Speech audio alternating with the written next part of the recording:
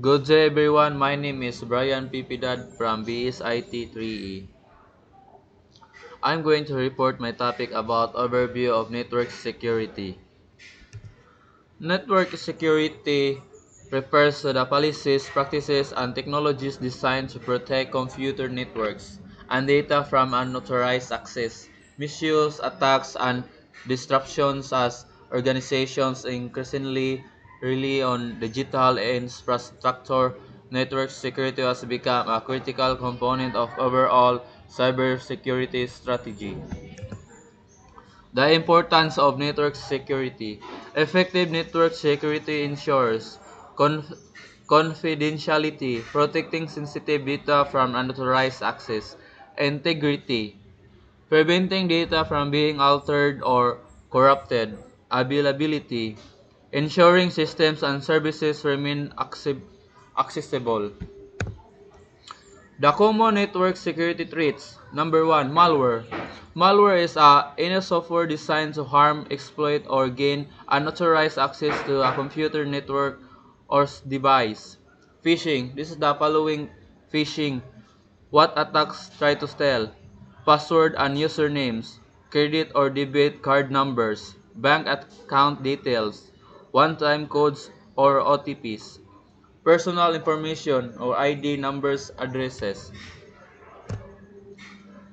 Number 3, denial of service or DOS is a type of cyber attack where an attacker tries to make a computer system's website or network unavailable to its intended users. Number 4, man in the middle is a type of cyber attack where an attacker secretly intercepts and possibly alters communication between two parties who believe they are communicating directly with each other. Number 5.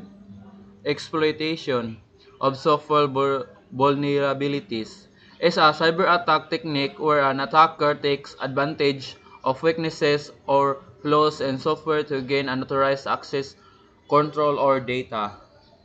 Key network security components. Firewall.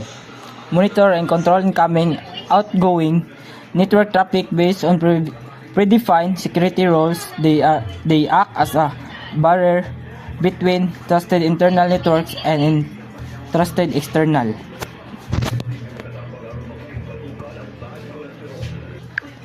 Ang firewall guno, murag security guard sa network. Siya tigbantay ani kung asa ang gisugtan musulod sa internet para maprotektahan ang computer o network mula sa mga hilabtanon nga tao o virus. Ito, Intrusion Detection and Prevention System. IDS monitors and alerts on suspicious activity.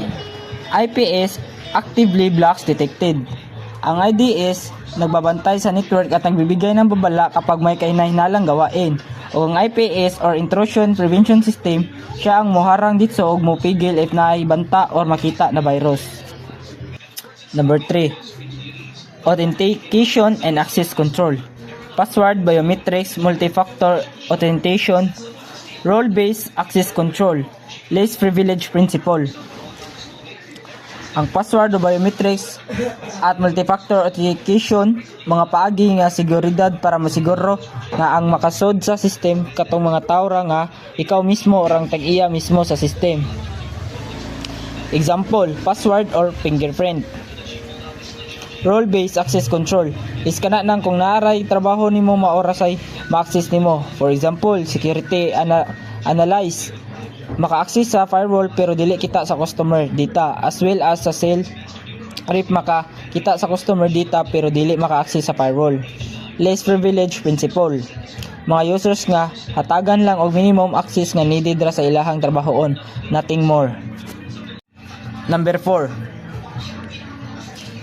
Encryption protects data in transit, protects data at trace, uses cryptographic keys to prevent authorized reading. Mura ra ni siya, parehara ni siya sa number 3 nga na-protect sa atong mga data. Virtual Private Networks or VPN, secure remote access to internal networks. Kani siya, pwede ra makakonek ang mga users nga safe sa mga private network like kanang sa school system. gaprotektan ni sa mga data sa pamaagi nga i-encrypt atong permission para dili kawaton bisan pag magamit tag public Wi-Fi or internet. Number 6, network segmentation.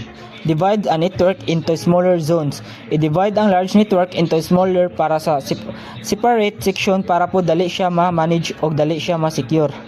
Limit the speed of attacks if naay usa ka part nga ma-compress or naapektuhan, makahelp ni siya para ma-stop ang pag-attack o pag-spread sa tibuok network.